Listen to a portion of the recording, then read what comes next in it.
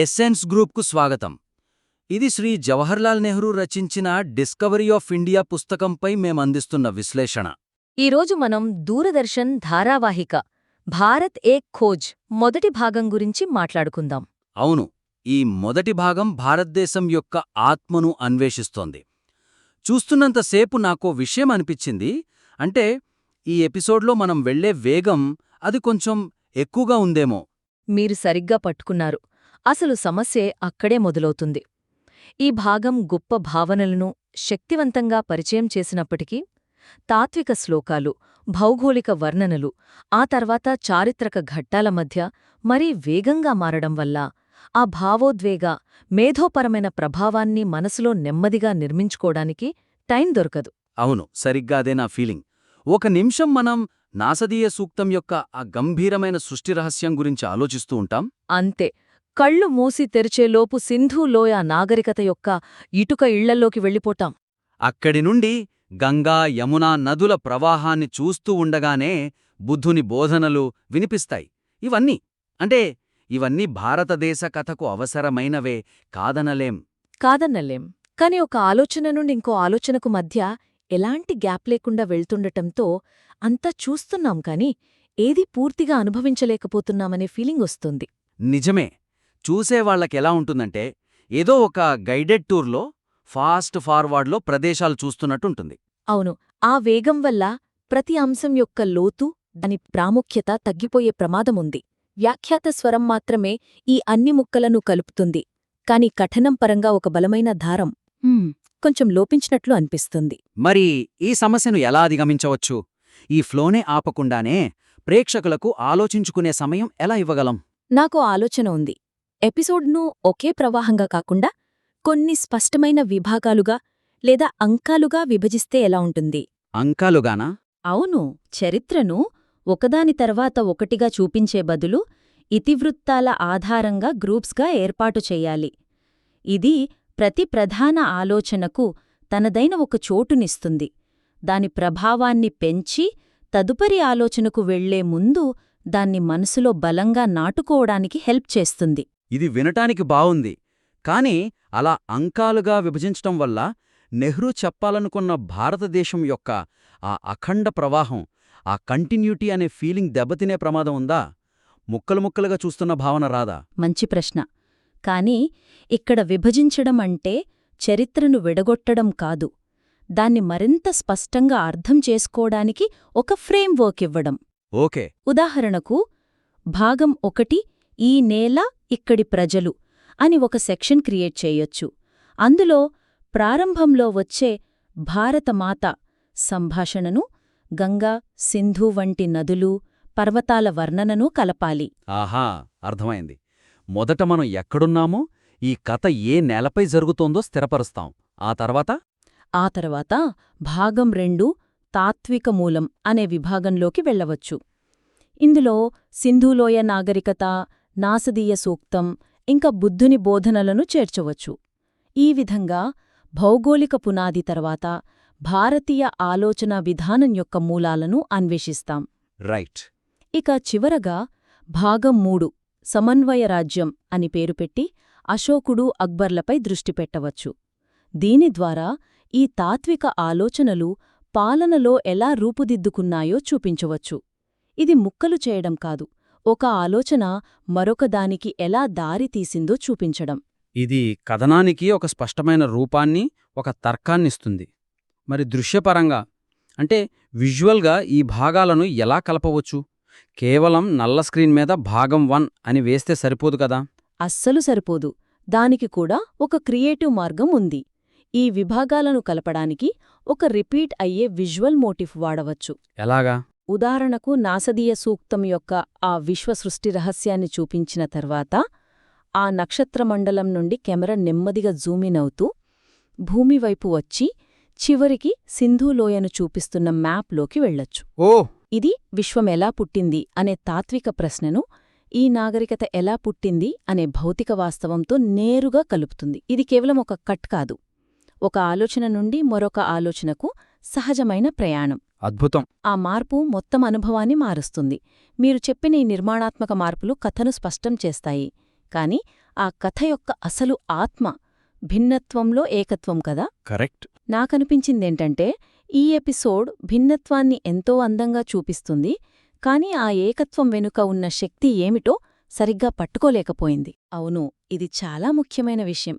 ఈ భాగం భిన్నత్వానికి సంబంధించిన ఉదాహరణలను అద్భుతంగా చూపించినప్పటికీ ఏకత్వం అనే కేంద్ర భావన, ఈ విభిన్న అంశాలను కలిపే ఆ అదృశ్యమైన దారాన్ని కేవలం ఒక అప్నాపన్ అంటే సొంతమనే భావనకు మించి మరింత స్పష్టంగా అన్వేషించి నిర్వచించవచ్చు. ఆ అప్నాపన్ అనే మాట బాగుంది, కానీ అది ఒక భావోద్వేగం మాత్రమే. దాని వెనుక ఒక బలమైన తాత్విక పునాది ఉండాలి కదా. ఎపిసోడ్ ప్రకారం భారతదేశంలో ఎక్కడైనా ఒక భారతీయుడు తన సొంత ఇంట్లో ఉన్నట్లు భావిస్తాడు. అదే ఏకత్వం అంటున్నారు. బుద్ధుడు, అశోకుడు, అక్బర్లను సహనశీలురుగా చూపిస్తారు. ఇవన్నీ బాగున్నాయి, కాని ఈ ఏకత్వానికి మూలమేంటి? సరిగ్గా అదే ప్రశ్న. ఈ ఏకత్వం వెనుక ఉన్న అసలైన శక్తి ఏమిటి? అది ఒక ఉమ్మడి తాత్విక దృక్పథమా, లేదా వేల సంవత్సరాలుగా కొనసాగుతున్నా ఒక సాంస్కృతిక స్మృతి లాంటిదా? కరెక్ట్, ఒక సాంస్కృతిక స్మృతి. లేదంటే కొత్త ఆలోచనలను, విదేశీ ప్రభావాలను కూడా స్వీకరించి తనలో కలుపుకునే మన అద్భుతమైన సామర్థ్యమా? వ్యాఖ్యానం వీటిని తాకుతుంది, కాని వాటిని ఒక స్పష్టమైన సిద్ధాంతంగా మార్చి దృశ్యాల ద్వారా నిరూపించడంలో ఇంకా లోతుగా వెళ్లవచ్చు. అప్నాపన్ అనేది ఫలితం, కాని దానికి కారణమేమిటో మనం చూపించాలి. మరి ఏకత్వం అనే భావనను మరింత బలంగా, కేవలం ఒక ఫీలింగ్లా కాకుండా ఒక సజీవ శక్తిగా ఎలా చూపించవచ్చు? నా సూచనేంటంటే మనం చూసే చారిత్రక ఉదాహరణలను కేవలం ప్రత్యేక ఘట్టాలుగా చూడకూడదు. మరి ఎలా చూడాలి? ఈ ఏకత్వం వెనుక రహస్యం ఏమిటి అనే ఒకే పెద్ద ప్రశ్నకు సాక్ష్యాలుగా ఉపయోగించాలి. ప్రతి విభాగాన్ని ఈ పెద్ద పజిల్ యొక్క ఒక ముక్కగా చూపించాలి. అప్పుడు ప్రేక్షకులు ఆ ఏకత్వం యొక్క నిర్వచనాన్ని తామే నిర్మించుకుంటారు, కేవలం వినడమే కాకుండా. ఇది వినడానికి చాలా బావుంది. ప్రాక్టికల్గా దీన్నెలా చేయొచ్చు? ఉదాహరణకు బుద్ధుని ఘట్టంలో దీన్నెలా చూపించగలం? తప్పకుండా. కథన నిర్మాణంలో ఒక చిన్న మార్పు చేయవచ్చు. బుద్ధుని భాగాన్ని చూపించే ముందు వ్యాఖ్యాత ఇలా అడగవచ్చు: ఇంతటి భిన్నత్వం శాంతియుతంగా సహజీవనం చేయడానికి అనుమతించిన ప్రాథమిక ఆలోచన ఏమిటి? బహుశా అది మానవులందరికీ వర్తించే ఒక సార్వత్రిక సత్యాన్ని అర్థం చేసుకోవడంతో మొదలవుతుంది. అలా ఒక ప్రశ్నతో మొదలుపెట్టడం. అవును. ఆ తర్వాత బుద్ధుని దుఃఖంపై ప్రసంగాన్ని ఒక మతబోధనగా కాకుండా ఒక ప్రాధాన్యమైన సార్వత్రిక మానవ అంతర్దృష్టిగా చూపించాలి. అదేవిధంగా అక్బర్ ఘట్టానికి ముందు ఈ తాత్విక సహనం పాలనలోకి, రాజ్యతంత్రంలోకి ఎలా మారింది అని అడగొచ్చు. ఖచ్చితంగా.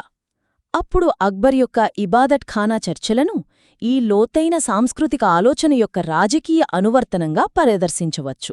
అంటే ప్రతి ఉదాహరణను ఒక పెద్ద కథలో భాగంగా మార్చడం.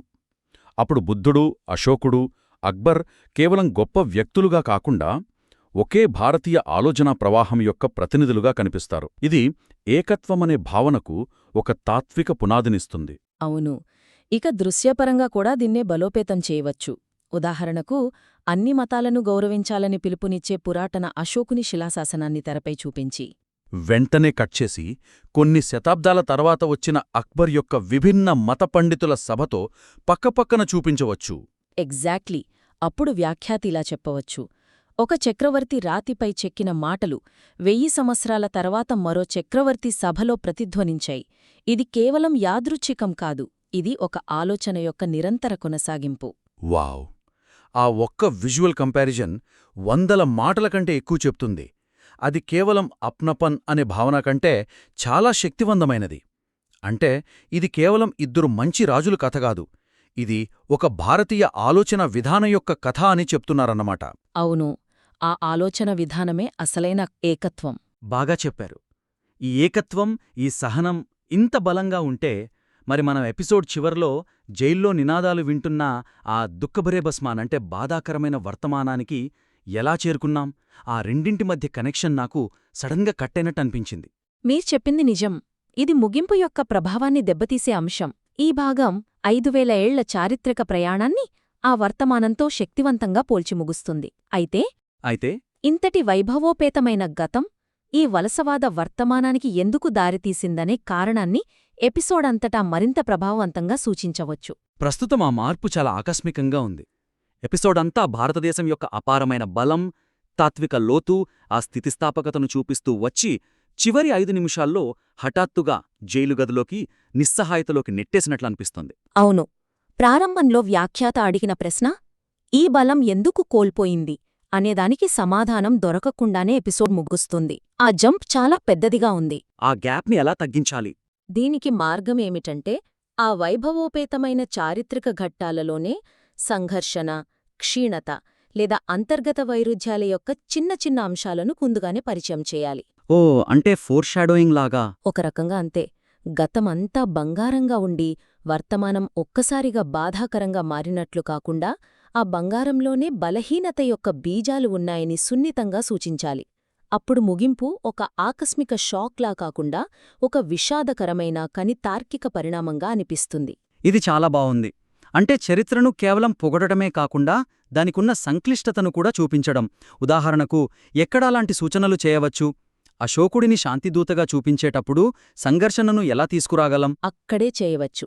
అశోకుని అహింస, సహనం గురించి చెప్పేటప్పుడు అతని పరివర్తనకు ముందు జరిగిన కళింగ యుద్ధం యొక్క అపారమైన హింసను వ్యాఖ్యాత క్లుప్తంగా ప్రస్తావించవచ్చు. ఎలా? ఉదాహరణకు, లక్షల మంది మరణం నుండి పుట్టిన శాంతి అది. అపారమైన హింసను చూసిన కళ్ళు మాత్రమే అహింస యొక్క నిజమైన విలువను గుర్తించగలవు. ఆ వాక్యం భారతదేశ చరిత్ర, దాని అత్యున్నత క్షణాలలో కూడా సంఘర్షణ మరియు హింస యొక్క బీజాలను కలిగి ఉందని ఆలోచనను పరిచయం చేస్తోంది. కరెక్ట్. ఇది అశోకుడి గొప్పతనాన్ని తగ్గించదు, కాని దానికి మరింత లోతును, మానవత్వాన్ని జోడిస్తుంది. అంటే గొప్పతనాన్ని చూపిస్తూనే దాని వెనుకున్న హింసను కూడా గుర్తుచేయడం. ఇది చరిత్రకు మరింత నిజాయితీనిస్తుంది. మరొక ఉదాహరణ మరొకటి వ్యాఖ్యానంలోనే ఉంది. ఎపిసోడ్లో భారతదేశంపై నిరంతరం జరిగిన దండయాత్రలు గురించి, ఖైబర్ బోలాన్ కనుమల గురించి చెప్తారు కదా. అవును. ఆ విభాగంలో వ్యాఖ్యానమిలా ఒక వాక్యాన్ని జోడించవచ్చు. ఈ నదులు జీవాన్ని తెచ్చాయి మరియు ఈ కనుమలు కొత్త ప్రజలను, కొత్త ఆలోచనలను తెచ్చాయి. కాని అవే సంఘర్షణను కూడా తెచ్చాయి. అవి నిర్మించడానికి సహాయపడిన ఏకత్వాన్నే ఎప్పటికప్పుడు సవాలు చేశాయి. ఆ ఒక్క వాక్యం, అది బలహీనత యొక్క బీజాన్ని చాలా ముందుగానే నాటుతుంది. అవును. అర్థమైంది. అప్పుడు మనం బ్రిటిష్ వలస పాలన కాలానికి వచ్చినప్పుడు ఇది కొత్తగా వచ్చిన సమస్యలా కాకుండా ఆ ఏకత్వం మరియు బయటి నుండి వచ్చే సవాళ్ల మధ్య వేల సంవత్సరాలుగా నడుస్తున్న ఉద్రిక్తత యొక్క పరాకాష్ఠలా అనిపిస్తుంది. ఆ ముగింపప్పుడు మరింత శక్తివంతంగా ఉంటుంది. ఖచ్చితంగా.